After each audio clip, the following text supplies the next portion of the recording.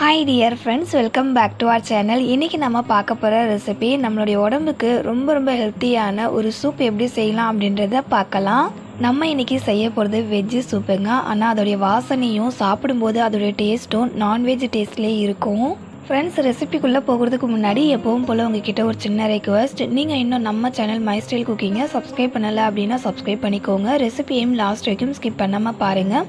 இப்போ வாங்க ரெசிபிக்குள்ளே போகலாம். சூப் செய்கிறதுக்காக மீடியம் சைஸில் வாழைத்தண்டு எடுத்துருக்கேங்க.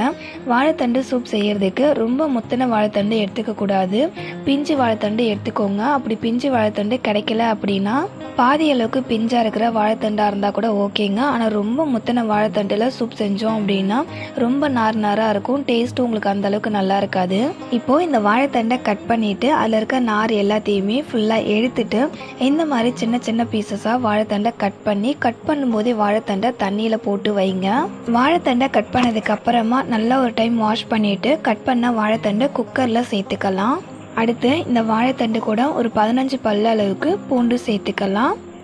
2 டேபிள் ஸ்பூன் அளவுக்கு மிளகு சேர்த்துக்கலாங்க. மிளகு உங்களுடைய காரத்துக்கு தகுந்த போல் சேர்த்துக்கோங்க. ஃப்ரெண்ட்ஸ், நான் யூஸ் பண்ணுற மிளகுல காரம் கம்மியாக இருக்குன்றதால 2 டேபிள் ஸ்பூன் அளவுக்கு மிளகு சேர்த்துருக்கேங்க.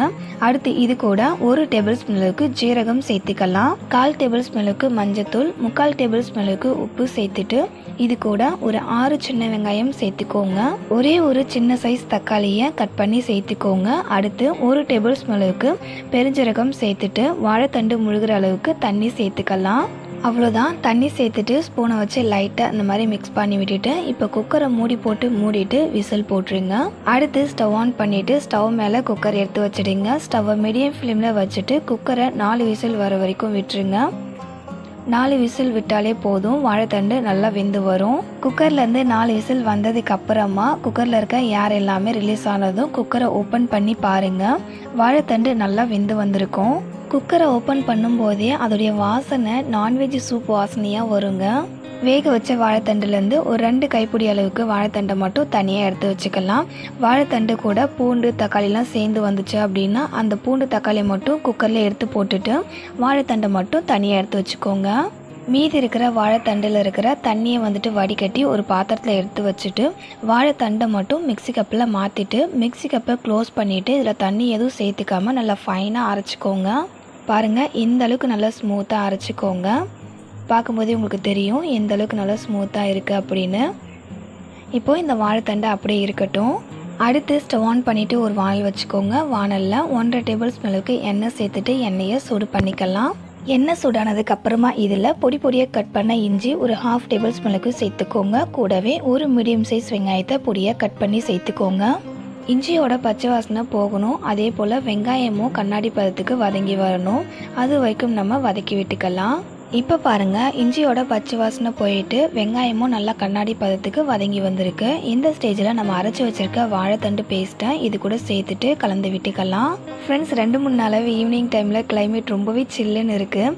இந்த சில்லுன்னு இருக்கிற கிளைமேட்டில் சூடாக இந்த மாதிரி சூப் செஞ்சு கொடுங்க. எல்லாருமே லைக் பண்ணி சாப்பிடுவாங்க. அரைச்ச வாழைத்தண்டை சேர்த்துட்டு மிக்ஸ் பண்ணி விட்டதுக்கு அப்புறமா நம்ம வாழைத்தண்டை வேக வச்ச தண்ணி இருக்குல்ல, அந்த தண்ணி ஃபுல்லாகவே இது கூட சேர்த்துட்டு கலந்து விட்டுக்கோங்க. கலந்து விட்டதுக்கு அப்புறமா இதில் உப்பு சேர்த்துக்கலாம். வாழைத்தண்டு வேக வைக்கும் போதே நம்ம உப்பு சேர்த்துருப்போம். அதனால உப்பு டேஸ்ட்டை செக் பண்ணி பார்த்துட்டு உப்பு இல்லைன்னா மட்டும் அதுக்கப்புறமா சேர்த்துக்கோங்க. எனக்கு உப்பு டேஸ்ட் கம்மியாக இருக்கிற போல் இருந்துச்சு. அதனால் எக்ஸ்ட்ரா கொஞ்சம் உப்பு சேர்த்து கலந்து விட்டுக்கிறேன். அவ்வளோதாங்க. இப்போ இந்த சூப் நல்லா சூடாகி கொதிச்சு வரட்டும். பாருங்கள், சூப் இந்த மாதிரி லைட்டாக கொதிக்க ஸ்டார்ட் ஆகும்போதே ஒரு சின்ன பவுலில் 1 டேபிள் ஸ்பூன் அளவுக்கு ராகி மாவு எடுத்துக்கோங்க. எடுத்துகிட்டு இதில் ஒரு 1/4 கிளாஸ் அளவுக்கு தண்ணி சேர்த்து கட்டி இல்லாமல் கரைச்சி எடுத்துக்கோங்க. சூப் நல்லா கொதிச்சு வந்ததுக்கு அப்புறமா தண்ணியில் கரைச்சி வச்சுருக்க ராகி மாவை இது கூட சேர்த்துக்கலாங்க. அடுத்து கொஞ்சமாக கட் பண்ண கொத்தமல்லி இலைகளையும் சேர்த்துட்டு கலந்து விட்டுக்கோங்க. சூப் தண்ணியாக இருக்கும். கொஞ்சம் லைட்டாக திக்காக இருந்துச்சுன்னா நல்லாயிருக்கும். அதுக்காக தான் நான் ராகி மாவை தண்ணியில் கரைச்சி அதுக்கப்புறம் சூப் கூட சேர்த்துருக்கேன். ராகி மாவுக்கு பதிலாக நீங்கள் கார்ன்ஃப்ளவரை கூட யூஸ் பண்ணிக்கலாங்க.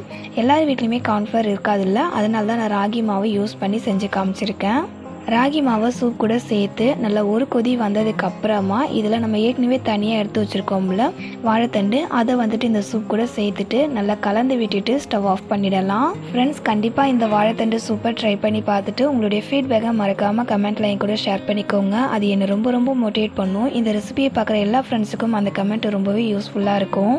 இன்றைக்கி உங்கள் கூட ஷேர் பண்ணிக்கிட்ட இந்த ஹெல்த்தியான வாழைத்தண்டு சூப் ரெசிபி உங்களுக்கு பிடிச்சிருந்தது அப்படின்னா இந்த வீடியோக்கு மறக்காமல் ஒரு லைக் பண்ணிக்கோங்க. உங்களுடைய ரிலேட்டிவ்ஸ் அண்ட் ஃப்ரெண்ட்ஸுக்கும் ஷேர் பண்ணிக்கோங்க. அவங்களுக்கும் ரொம்ப ரொம்ப யூஸ்ஃபுல்லாக இருக்கும். இந்த மாதிரி இன்ட்ரெஸ்டிங்கான அண்ட் ஹெல்த்தியான ரெசிபிஸ் பார்க்குறதுக்கு மறக்காமல் மை ஸ்டைல் குக்கிங்கை சப்ஸ்கிரைப் பண்ணிக்கோங்க. இதே போல் ஒரு சூப்பரான அண்ட் டேஸ்டியான ரெசிபியோட நெக்ஸ்ட் ஒரு வீடியோவில் மீட் பண்ணலாம் ஃப்ரெண்ட்ஸ். தேங்க்ஸ் ஃபார் வாட்சிங்.